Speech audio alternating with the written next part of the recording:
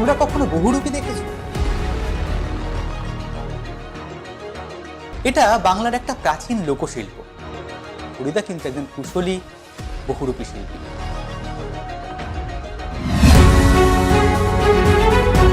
চলো আজকে একটু ঘুরে আসবো সুন্দরবন থেকে।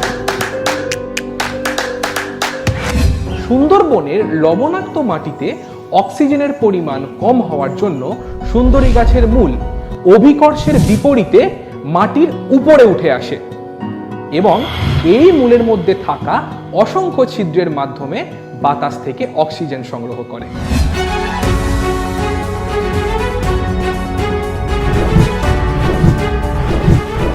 দেখো ছবিতেও দেখা যাচ্ছে এই বোর্ড তাদের মধ্যে দূরত্বটা এই গোলকের ব্যাস তৈরি হল।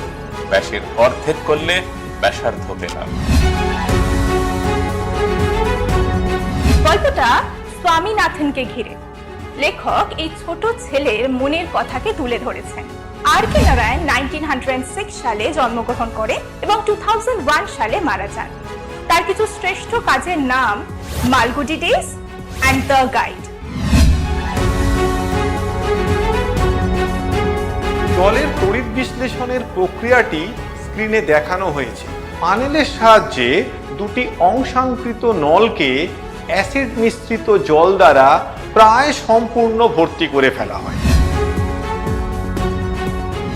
গ্যাস নলের মুখে ধরলে দেখা যায় শলাকাটি নিভে গেছে, কিন্তু গ্যাসটি নীল শিখায় জ্বলছে। 1 নম্বর হলো স্থলবায়ু। স্থলভাগ থেকে জলভাগের দিকে অর্থাৎ সমুদ্রের দিকে যে বায়ু প্রবাহিত হয় তাকেই আমরা স্থলবায়ু বলি। নাম্বার 2 হলো সমুদ্রবায়ু। সমুদ্র থেকে স্থলভাগের দিকে বায়ু আসবে, একেই আমরা সমুদ্রবায়ু বলি।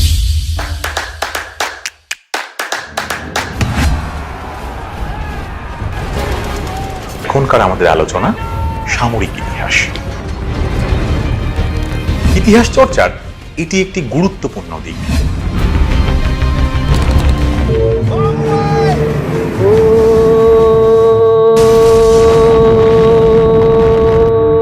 যুদ্ধ তো হবেই।